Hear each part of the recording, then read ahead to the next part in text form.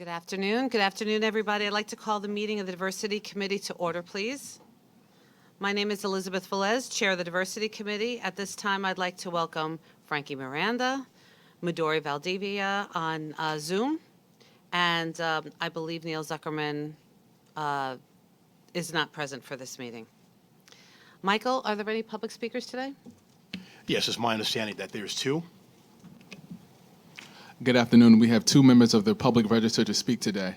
As a reminder, we ask that all public speakers adhere to the MTA's rules of conduct and decorum. I would also like to remind our public speakers that in the interest of time and fairness to all speakers, we limit everyone to 2 minutes. Please be aware that there will be a warning beep to remind you that you have 30 seconds to conclude your remarks. The first speaker will be Jason Anthony, who will be in person, followed by Andrew Simmons, who's virtual.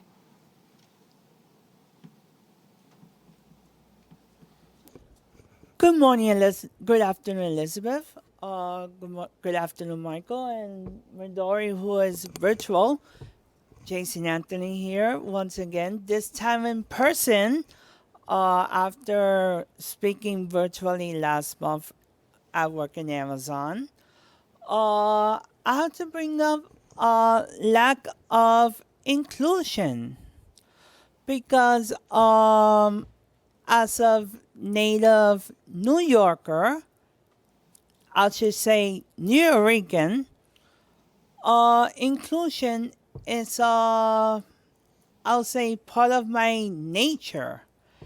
And living in a city that's a melting pot, that's a title of a book written by Esmeralda Santiago that I strongly recommending everybody to read.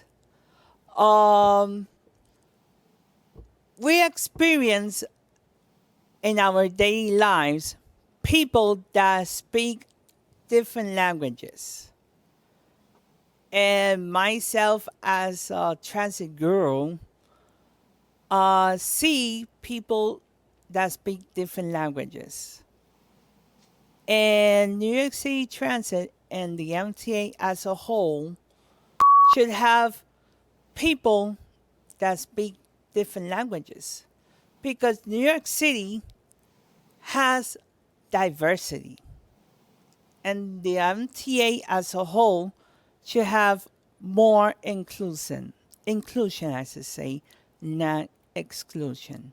So with that, I'll conclude my remarks, and I'll see you guys in Capitol Construction. The final speaker is Andrew Simmons. Okay, my name is Andrew Simmons, and I'm the owner of two MDBE firms, Lachey's Construction and A&S Rebar, which is a one-stop shop together, those two businesses.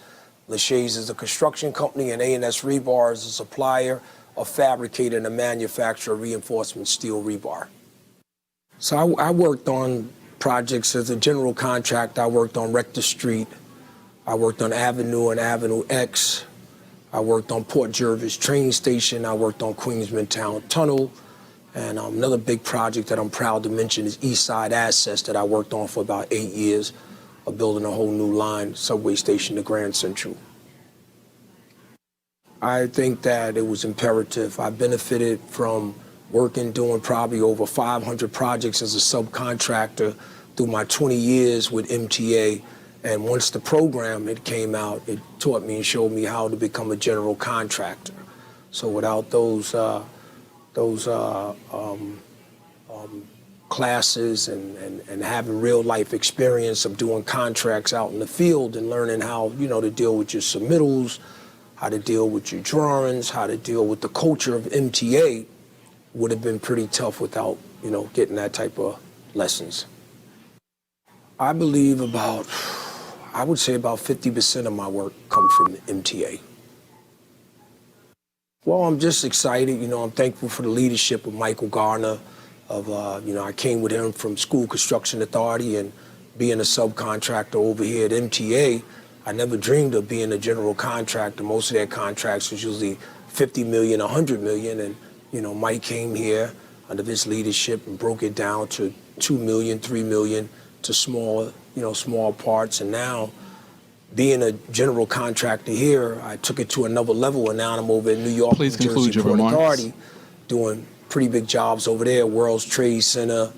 I did a project at their control center, and did that for them. So I think it was a great lesson, great training, and Please conclude your it was remarks. actually an asset for me to be able to be my own general contractor. That was really a big thing for me. Chair, that concludes the public comment session. Thank you, and thank you for the public speakers that came in, and it's always great to hear about the impact of the work of the MTA on diversity. I want to acknowledge that we have another board member with us, Gerard Bringman. Thank you very much for coming in. Normally, as a matter of course, we would approve the meeting minutes from the September board meeting, but unfortunately, we do not have quorum, so we will take that up at the next meeting. Are there any updates, Michael, on the 2022 work plan? Yes, so that the 2023 EEO, ADA, and sexual and other discriminatory harassment policy statements and the all-agency Title VI statement will be presented next year. Okay, thank you. Are there any comments or questions from any of the committee members present and on Zoom? Chair, I have one. Sorry. Medora, I recognizing had a Medora. question, Michael. Will we be able to get the Title VI statement as a draft to all the board members? As you know, it's obviously very pivotal and important in terms of how we approach anything like service changes, new projects, things like that. Yes, it'll be forwarded over to the board members in a very short period of time. Thank you. Excellent. Michael, can you take us to the executive summary? Absolutely. And so you're going to hear an update to our MWDBE programming. Next page, please. We are going to talk about the MWDBE SDVOB program update, Regional Disadvantage Business Enterprise Opportunity Day, hiring update, and what's next. Next, please. Next. Our purpose, basically, we are here to ensure that we have equity and opportunity in MWDBEs and other marginalized communities. And 2022 has been a banner year. If you look at all of the payments that we paid, all of our MWDBE firms and SDVOP firms, that number was $1.5 billion. $1.5 billion were paid to all of our certified firms. As you know, the state of New York's goal is 30% MWBE. We are at 32.5% as of last year. The first two quarters of this year, we're currently at 36%. So we are trending upward. With respect to the MTA, FTA, DBE goal, we have an annual goal of 20%. We are at 17%. And we would be able to achieve our goal, but the FTA, they are pivoting and they're going to approve our TBDs to be determined because the FTA requires us to fully identify all of our DBE firms up front. Using the design build model, we do not have that luxury. And so if we did have that luxury, we would currently be at 24%. And so the FTA is going to be approving the way that we do our TBDs in a very, very short period of time. Next slide, please. And so we are driving equity. If you look at the two previous years, the MTA has been responsible for $2.6 billion in payments, $2.6 billion in payments to our pool of certified MWDB firms. There was a recent NBC News story that indicated that women has been most adversely impacted by COVID-19. We were able to pay over $1 billion to New York State certified WBEs, over $1 billion in a 2-year period. We are once again driving equity, job creation, home ownership, better education opportunities, and better healthcare options. Next slide, please.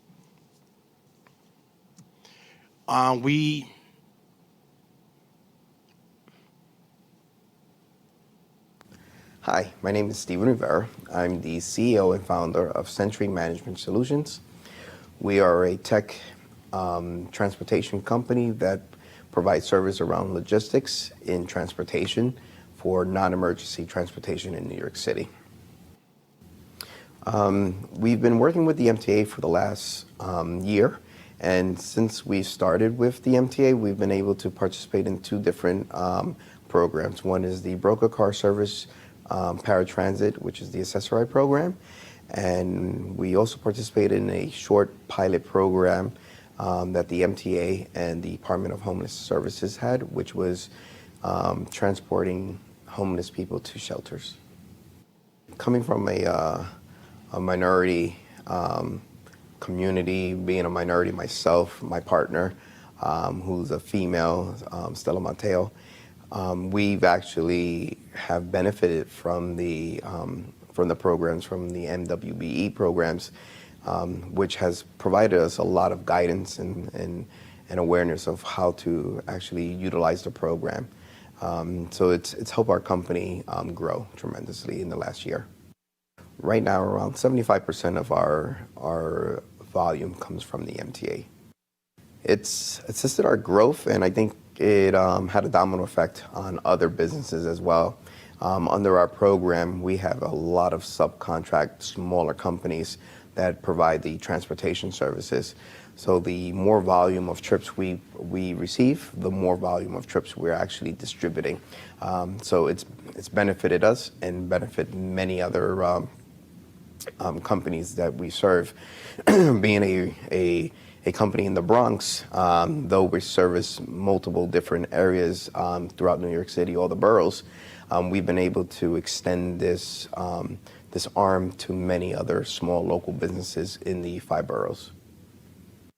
The current contract we're working on right now with the MTA, and our largest contract, is with the broker service paratransit under the accessory program for the MTA.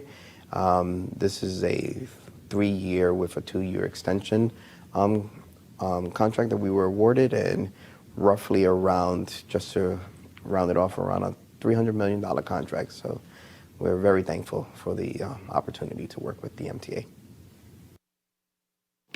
So this is just an example. This contract is the largest MTA contract ever awarded to a certified MWBE. It is the second largest contract in the history of the New York State's MWBE program, which was created by former Governor Mario Cuomo in July of 1998.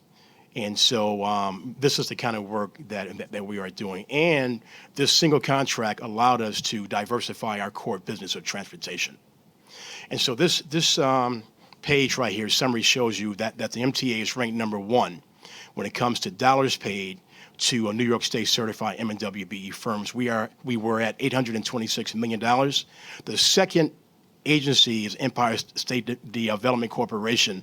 They are at $240 million. We are quadruple everyone else. And that $826 million represented 32.5% MWBE. We exceeded the governor's goal by 2.5%. Next page, please. And so if you look at our capital program, the amount of dollars that was paid, $686 million, almost $700 million. There were 16,000 jobs created in the MW and DBE sector. Next page, please. How did we do it? Better use of technology, effective monitoring and enforcing of our MW, DBE, SDVOB goals, effective integration of newly certified firms in our procurement process. What does that mean? That means that every quarter we bring all of our new certified firms under the guise of a new firm orientation. And our 2 entry points that we have, capital and non-core, these newly certified firms have the opportunity to learn about the upcoming projects that's coming up, in addition to how they can qualify and register to be forwarded over opportunities, RFPs, and other type of opportunities. We also went to Albany and we changed state laws. We changed the state law to create the MTA Small Business Mentoring Program. We changed a policy which allowed the MTA to have the highest discretionary threshold in the state of New York and of the city of New York. That threshold is $1.5 million. And effective partnerships with our third-party contractors and consultants.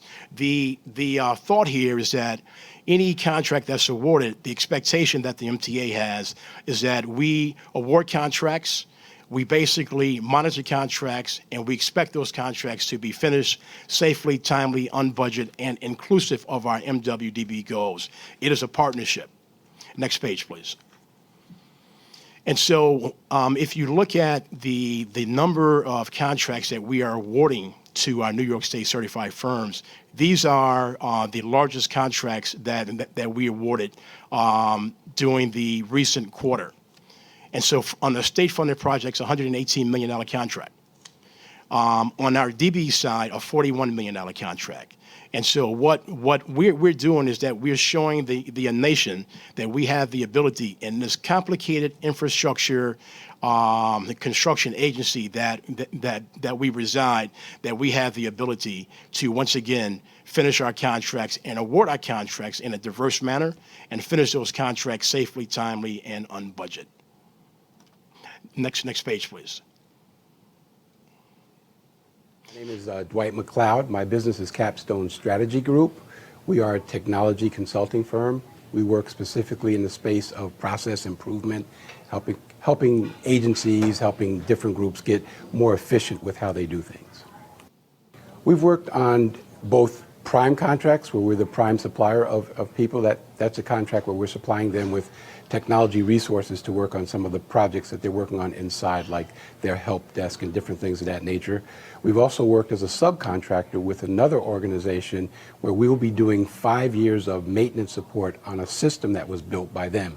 So most of the maintenance, which means when something breaks down or when they need to add something to it, whatever, as long as it's not contractually bound to be renegotiated, we'll come in and do that kind of work for them with the team that we've put together. When I first started with Mike and the team, Mike had just come over from School Construction Authority, and we started on a small project up in Harlem, and we were a very small company. And since then, we've grown exponentially. So working with Mike and his team, where they kind of put a grounding underneath you and help lift you up and really teach you the ropes of what it means to work with a large organization, to be accountable, to be responsible, and to be a good, vendor for what they need. I would say it's somewhere in the neighborhood of 50 to 60%.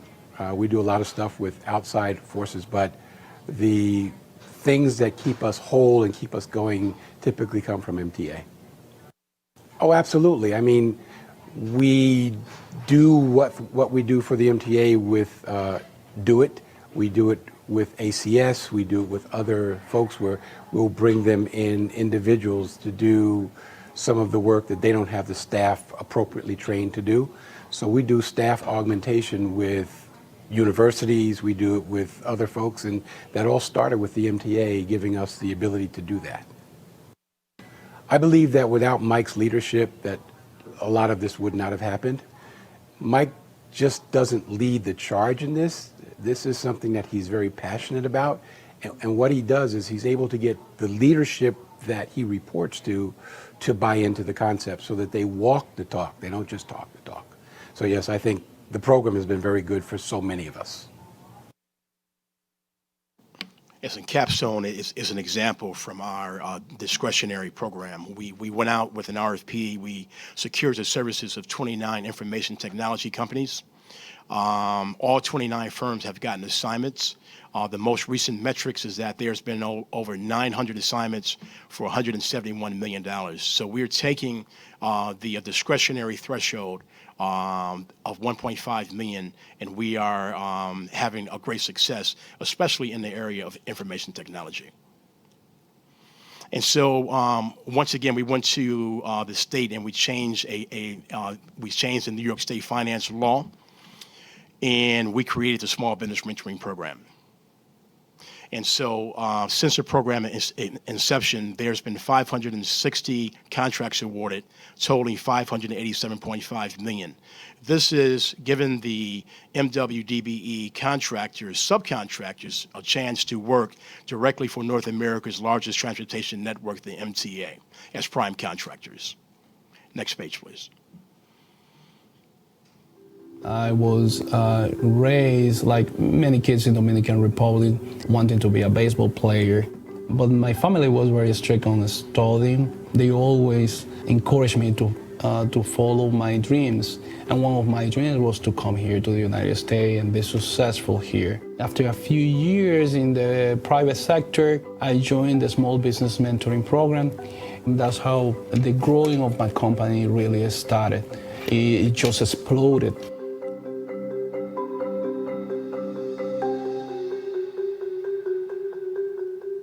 The Small Business Mentoring Program changed the trajectory of a painting company and developed that painting company into a general contractor. Now I can bid the projects that I want. I can bid the projects that have the size that I want. It changed the entire structure of the business. This is a limbo station. This project came out of the need of the community to have a renovated station, and I just happen to be part of that community. My office is 1 block away, and I am very proud of being part of the team that developed and delivered this project to the community. The limbo station consists on installation of new canopies. It was painted completely. The platform was renovated, just beautiful, the lighting system that was installed here. And we also installed a new waiting room with new benches, new AC system, even charging stations for cell phones. So we have worked in over 20 projects for the MTA, from $200,000 to $20 million. We worked on the rehabilitation of Broadway Junction. That was about $5 million project. We worked in a Sandy project, rehabilitating a bus depot, the Far Rockaway bus depot to be exact. That was more than $7 million project. As a small business owned by minorities or women, we face many challenges. The Small Business Mentoring Program had a solution to all of them. Lacking of funding, the mentoring program partnered up with a bank that were funding us. The projects are too big for us to undertake. The mentoring program broke down those projects into smaller projects so we can bid on them. That's what the MTA Small Business Mentoring Program have done for me, and it can do for you too. It is a program that has been tailor-made for us. It's just a decision. It's up to you to come and join the Small Business Development Program. So this is an example of what the MTA Small Business Mentoring Program is doing. When we first started with this company, they had 4 employees, $245,000 in annual sales. They are now up to 25 employees and $25 million in sales. So this program is allowing us to create a larger pool of diverse contractors who can finish our projects safely, timely, and on budget. Next page, please.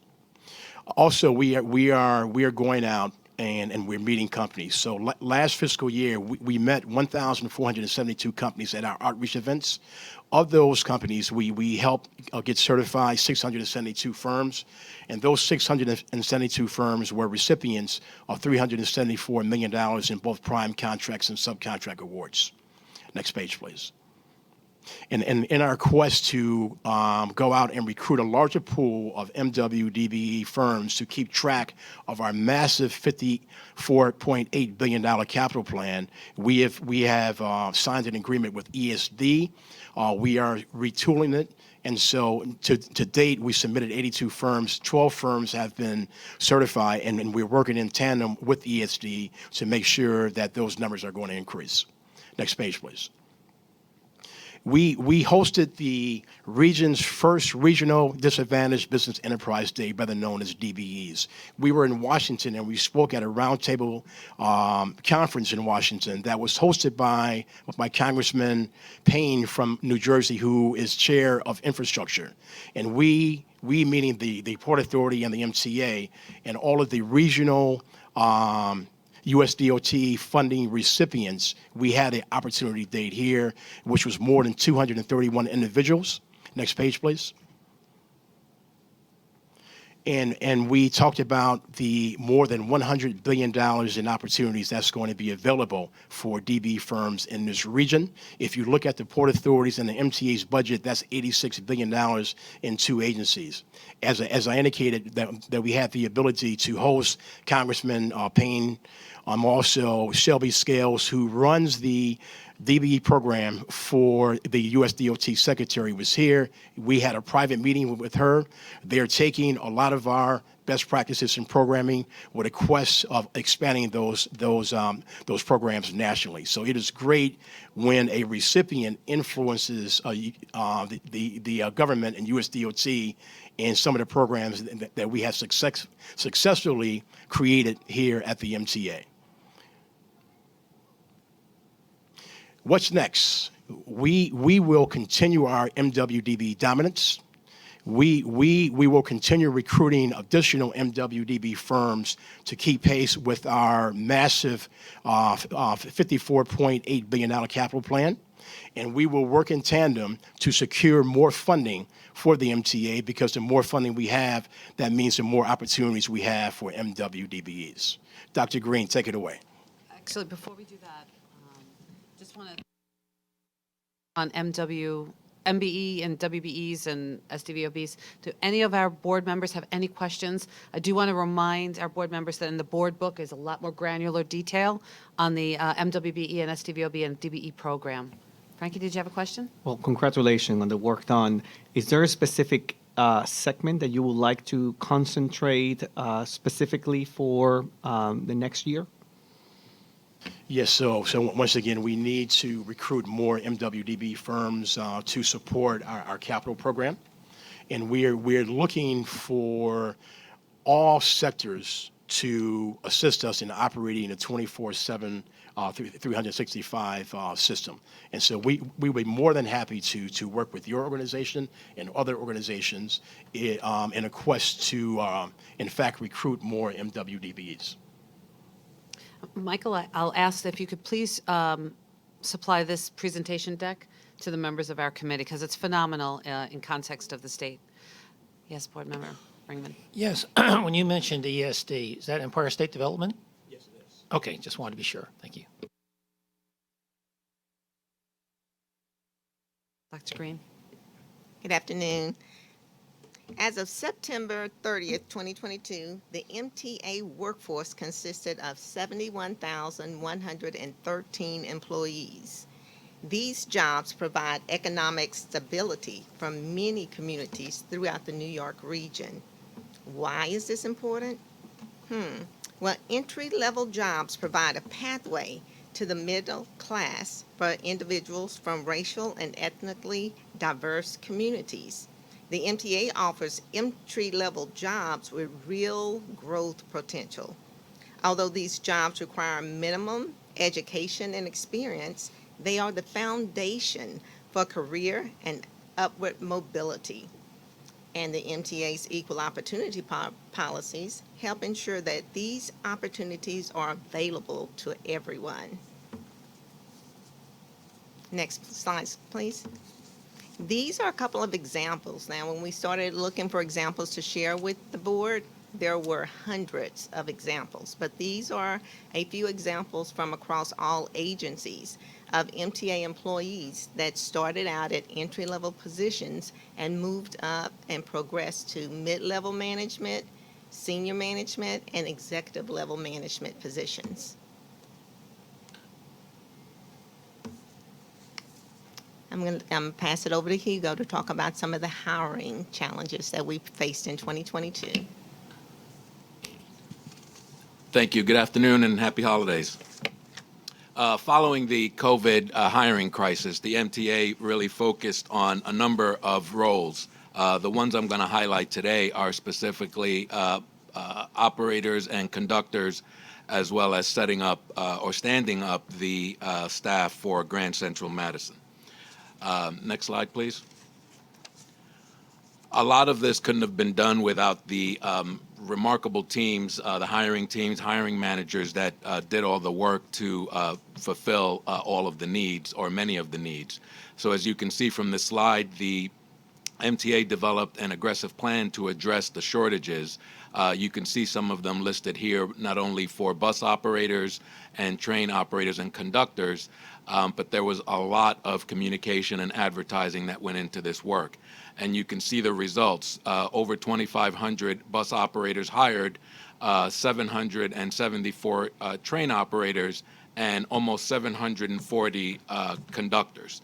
So a lot of work by a lot of people. Next slide, please. And you can see from this chart the breakdown of the population, the number of hires. Of the over 4,000 new hires, 28% were females, and 92% were members of a minority group. So really, really good numbers based on the total number of hires. Next slide, please. Then we move to Grand Central Madison. A lot of challenges here. The pool for talent in the industry or in the workforce, as we know, was very difficult coming off of COVID, as well as some stiff competition in the market.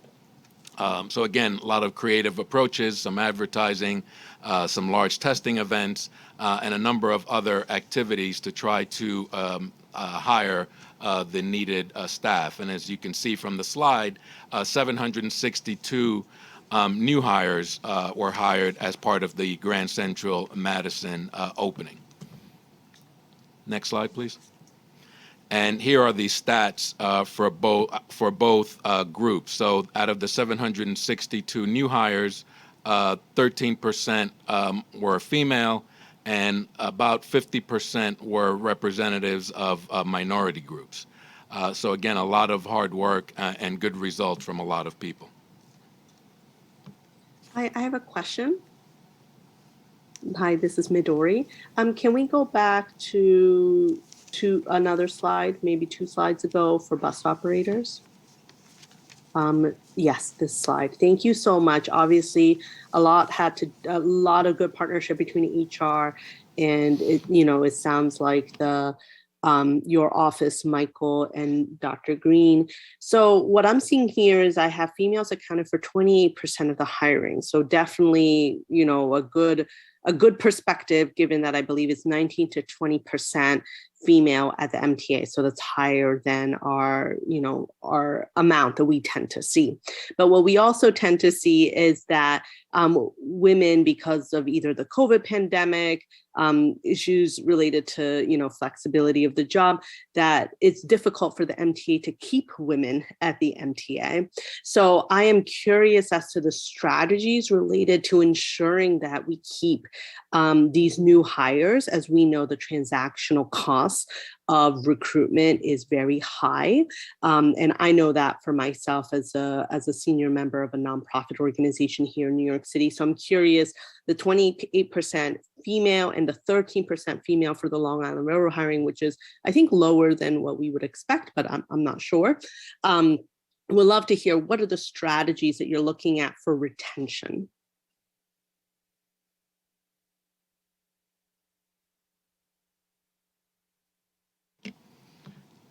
We're going to tag team this question, but the first thing I'll say is we are looking at implementing what we call stay interviews, where we're going to speak to new hires 30, 60, 90 days from hire to find out what some of the challenges are, what supports we could provide, and really try to make the experience working at the MTA that much better. Dr. Green? Thank you. Some of the other strategies that we will be embarking on is the exit interviews. We will also be looking to gain more information from employees as to what it would have taken to keep them here at the MTA. We've also been partnering with talent acquisition and the people department in trying to find additional training and development programs so that we can, again, as we saw those fantastic pictures in the other slide, have people where they feel like this is a career path for them so that there is career progression, and we give the training and the tools to set them on the right path to progress throughout the MTA. We've also, as you have probably heard before, we have some separate task force available that have been looking at telework. So we had that as a pilot option right now, the telework program, so that we can have more flexibility. Now, while telework is not going to be an option for every position at the MTA, we are looking for those opportunities where we can remain flexible and competitive and make sure that we become the employer of choice for the employees that we have here and future applicants. And Rose, so appreciate that. And thank you, Hugo, as well. I think the stay interviews are excellent. In the exit interviews, will you make specific questions that are more targeted, given that I think the MTA has had a longstanding concern about retention of women in the workforce? Absolutely. Okay, great. And then I just wanted to understand, so obviously telework, probably irrelevant to this slide, right? Bus operators, train operators, conductors. I'm interested in sick leave as a person who's, struggling with the triple pandemic that is happening right now and childcare duties. Is sick leave for MTA employees, specifically of field personnel, specifically related to if they themselves are sick, or is sick leave also extended to family members who are sick? I just wanted to understand that more. There are several options for sick leave. So you can have sick leave that's related to yourself, and you can have sick leave that would be available to you as a result of a family member being sick. Okay, great. Thank you.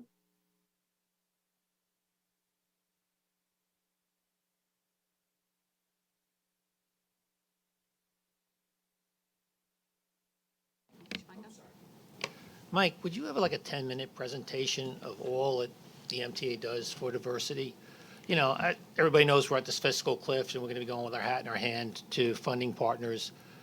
I don't think the average elected official realizes how much we do for diversity at the MTA. I don't think there's anybody anywhere that does what we do for diversity at the MTA. And I think that would go a long way. We're going to Albany or we're going to Washington for funding. To let them know exactly but you need to have like a really crisp 10-minute, you don't want them dozing off or anything, but if you hit some of these highlights, I think it'd be very important, when we go to look for some money. That's a great thought, and we will create something more condensed. And I will be going to Albany with Will Schwartz, and we will go and talk to some of our elected officials about the more funding we have, the more we can do with respect to our MW, DBE, and SDVLB firms. But your point is well taken with creating a more condensed presentation. Thank you. So the next slide, we'll be talking about what's next for 2023. So in 2023, we're going to have a busy year. We have 3 of our federal programs that are going to need to be updated. Our federal programs are those that are sent to the FTA, and they require FTA approval, and they're typically 3 to 4 years that we have the program in place, and then we update the program again. So those programs are going to be the Equal Employment Opportunity Program, which is a all-agency equal opportunity program, but it also have an agency-specific equal opportunity programs as well. So we have goals that are agency-specific, and we have the all-agency goals. Those are primarily dealing with our applicants and employees. Then we'll have the all-agency Title VI program that's also up for submission and approval to FTA. The Title VI program is everything access and equal opportunity that pertains to our services, our service area, and our customers. So while the Equal Opportunity Program is is focused on employees. The Title VI program is focused on our communities, our service, and our customers. And then we will also have our disadvantaged business enterprise program that will need to be updated and new goals established. As for the state programs, we will be developing our first 5-year diversity and inclusion strategic plan, and we'll be submitting that to the state in July 2023. And then we'll also have our annual goal setting for our MWBE and our SDVOB program. That will be based on the agency's proposed budget for the next state fiscal year. After we determine what our goals are in our Equal Employment Opportunity Program, we will be developing targeted strategies to address any areas of underutilization that may come about. Next slide, please. This is yours, Igor. Excuse me. Some robust planning that we'll do for 2023 as it relates to recruitment strategies. So continuing to participate in events in diverse ethnic communities, like the event in Harlem called Harlem Week. Continue to partner with the Department of Labor and participating in other career events. Another area of focus is really more activity around recruiting veterans. Partnering with the New York City Department of Veteran Services and really looking at career events throughout different military installations. More participation in women's organizations, for example, the Women Builders Council, as well as Forte, which is a professional women's organization. And then a lot more focus on working with our local colleges and universities. There is a fantastic program with CUNY that has 100 or so interns around the MTA, so going to continue to look to build that program as well as some on-campus recruitment events throughout New York.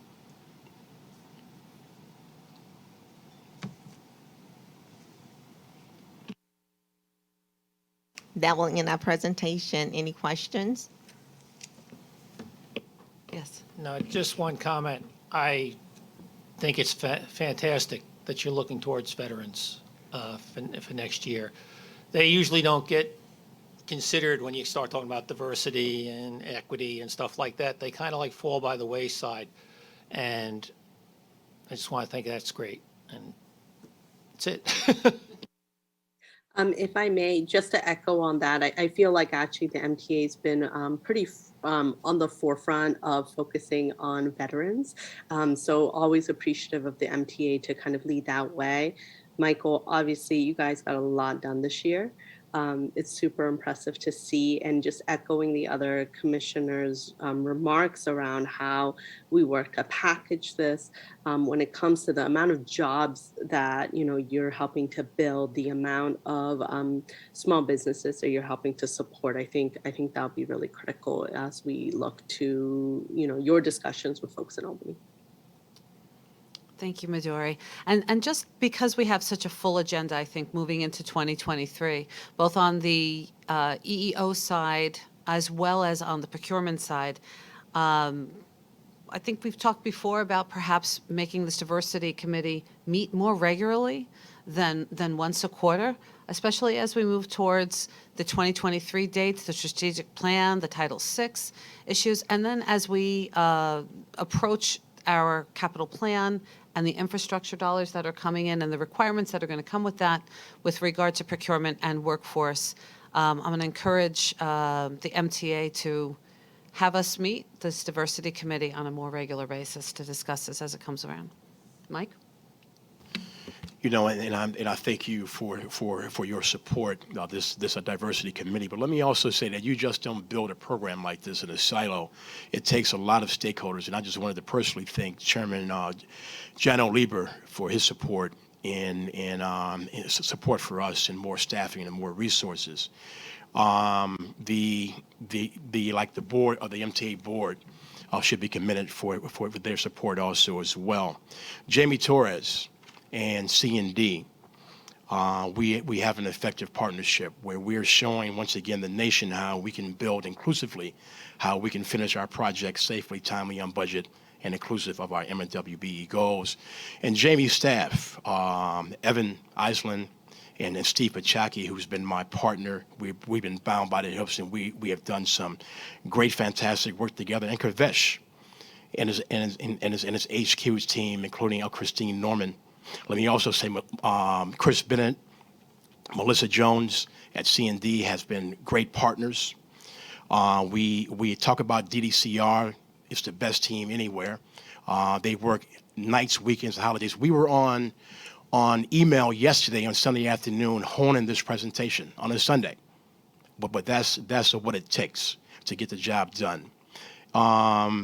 Ray Burke and George Cleary, they work hard every day in driving these programs. And let me just talk about transformational leaders, those leaders who don't accept no for an answer. And that's Dr. Green. She comes to the table with a focus on solutions, and she's not blinded by problems. And I mentioned Christine Norman also as well, and then last but not least is Tracy Mitchell, who is out on the construction sites driving MWDBE change, and Mark Roach and his team also as well. We are partners. This organization has created one, if not the most effective MWDB program in the nation, and I just wanted to simply say thank you. Thank you, Mike. You have a great team, and leadership comes from the top, and it's all the way on top here at the MTA. Unless there's any other matters, any other comments, I'd like to entertain a motion to adjourn. Second, you got the second. Okay, this meeting is adjourned. Happy holidays, everybody. Happy holidays. Wonderful season.